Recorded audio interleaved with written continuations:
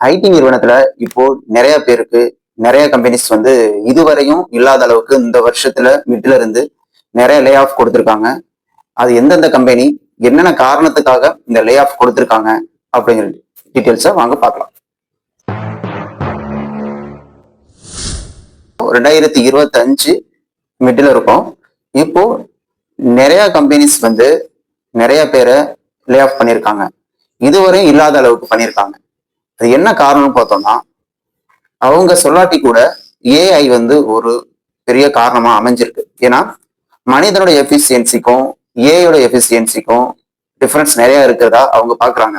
ரெண்டாவது, அவங்களுக்கு கொடுக்குற காஸ்ட் நம்ம ஏஐக்கு செலவு பண்ணோம்னா அதை விட இதுல நமக்கு நிறைய லாபம் வரும் அப்படிங்கிற விஷயத்தையும் பாக்குறாங்க. அதனால இப்போ டிசிஎஸ் கம்பெனி வந்து என்ன பண்ணியிருக்காங்கன்னா, அவங்களோட ஒர்க் பண்ற 2% பீப்புளை லே ஆஃப் பண்ணியிருக்காங்க. அதாவது 12,000 பேரை லே ஆஃப் பண்ண போறான்னு சொல்லியிருக்காங்க. இப்ப இதுல வந்து நிறைய பாதிக்கப்பட போறது யாருன்னு பாத்தீங்கன்னா, மிட் லெவல்ல உள்ள சீனியர் எம்ப்ளாய்மெண்ட், அதாவது மேனேஜர்ஸ், சிஇஓக்கு கீழே உள்ள 10+ எக்ஸ்பீரியன்ஸ் உள்ள எம்ப்ளாயிஸ் தான் இதில் பாதிக்கப்பட போறாங்க.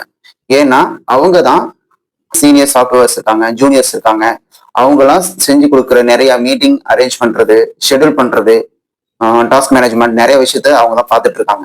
அவங்களுக்கு தான் இந்த லே ஆஃப்ல நிறைய ப்ராப்ளம் வர வாய்ப்பு இருக்கு. ஏன்னா அவங்க காஸ்ட் வைஸ், சேலரி வைஸ் நிறைய வாங்குவாங்க. அப்படிங்கும் பொழுது அந்த ஒர்க்கை ஏஐ பாத்துரும் அப்படிங்கிற ஒரு ரீசனுக்காக அவங்க வந்து அந்த எம்ப்ளாயிஸ் எல்லாம் கட் பண்ண பாக்குறாங்க. இது வந்து ஓப்பனா அவங்க சொல்லலை, ஏஐனாலதான் இது தூக்குறோம் அப்படின்னு சொல்லல. ஆனா அங்க சுத்தி உள்ள எல்லாருக்குமே தெரியும் அதான் ஒரு முழு காரணம்னு.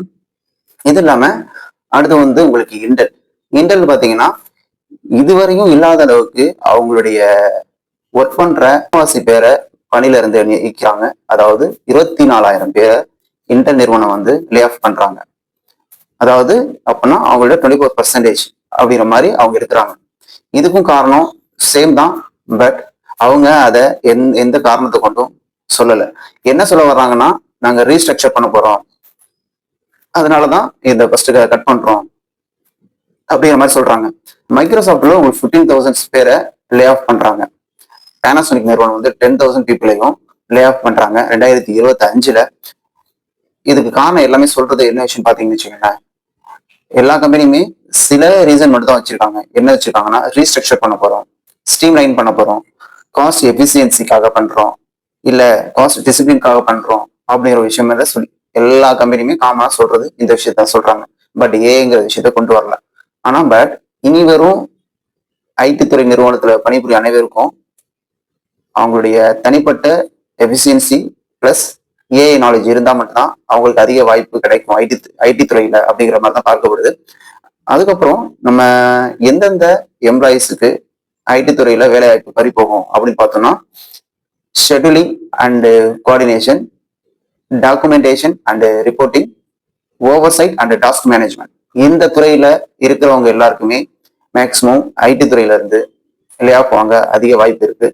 சாஃப்ட்வேர் இன்ஜினியர் இருக்கீங்க அப்படின்னா அப்ஸ்கில்ல கத்துக்கிட்டு இப்போ வர மாடலுக்கு ஏற்ற மாதிரி ஏஐ அதிக நாலேஜுடன் கத்துக்கிட்டு உள்ள இருந்தீங்கன்னா உங்களுக்கு கண்டினியூ பண்ணலாம். பட் இல்லைன்னா அதை வந்து அவங்க லே ஆஃப் பண்றதுக்கான அதிக வாய்ப்பு இருக்கு.